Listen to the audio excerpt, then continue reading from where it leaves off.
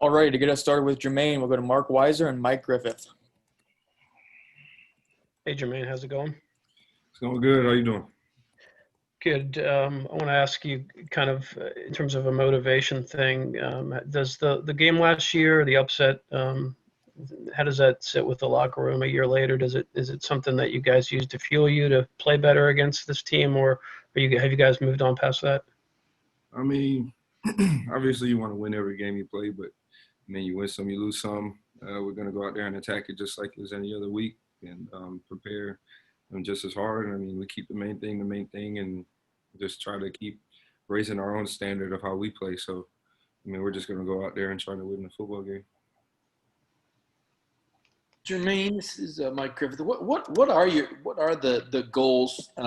Finish the game. I mean, I know you're saying you win some, you lose some, but obviously Georgia's won a lot more than they've lost. Is there any goal as far as top 5 or a New Year's Six bowl or things that can drive the team forward? Yeah, I mean, you want to win every game you play, man, especially at Georgia.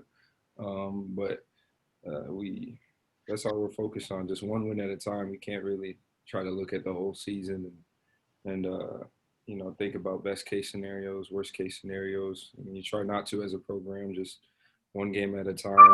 Our next opponent, get ready for them, and hopefully go out there and beat them. Next up, Seth Emerson, then Anthony Dasher. Man, what has been the kind of a takeaway for the defense this year? Obviously, last year so strong with the one bad game against LSU, and this year 3 games that seem to kind of puncture that elite reputation. So, what's kind of the takeaway for the defense this year?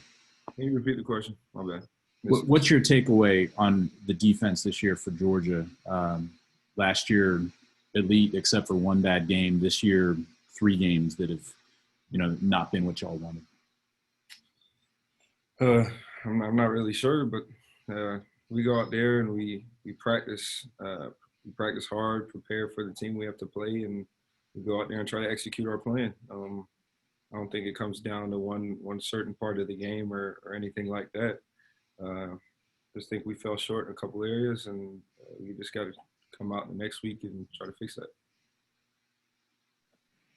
Hey, Jermaine, I know he does not play your position, but kind of what have you seen from Channing Tindale? I mean, since he's kind of been able to get a little more playing time of late. Yeah, Channing's a great player, man. Great kid, great teammate, most of all. He never complains about playing time or nothing like that. He goes out there and he does what he's got to do when his name's called. So, I mean, when you got a teammate like that and a player like that, good things will definitely come his way. Next up, we have Chip Towers and Austin Roper. Apologies if you hear my dog snoring in the background. It's pretty loud, actually. But anyway, Jermaine, obviously, your guy. I'll just say it's obvious when you're on the field. There was a stretch there where you weren't on the field. I assume you were dealing with an injury situation. Can you just talk about what knocked you out for a little while, or has it just been playing time and opportunity situation? How do you feel like you're playing at this stretch of the season? I mean, as you guys know, I missed basically the first 3 games due to injury, and I was just excited to come back and be with my team and help them in any way that I could. And last night there was no injury and anything like that.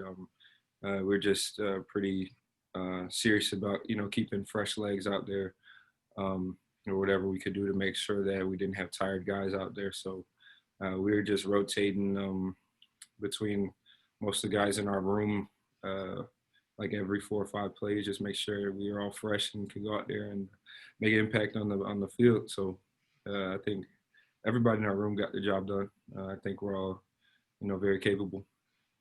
If I could follow up, how frustrating was that? And I noticed them, obviously you OLBs were having to float out there in coverage a good bit too.